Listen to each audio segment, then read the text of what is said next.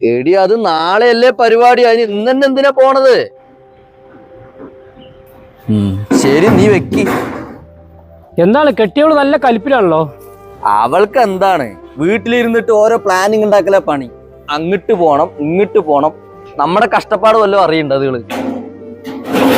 കെട്ടിയവൻ കുറെ കിലോമീറ്റർ വണ്ടി ഓടിച്ച് വന്നതാണ്, നല്ല ക്ഷീണം ഉണ്ടാവും, ഒന്ന് ഉറങ്ങട്ടെ എന്നൊന്നും ചിന്തിക്കില്ല.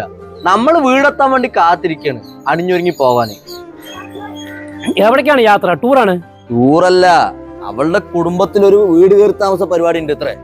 അത് നാളെയാണ് പരിപാടി, അതിന് ഇന്ന് വൈകുന്നേരവും പോണത്രേ. എന്താ ഞാൻ പറയാ?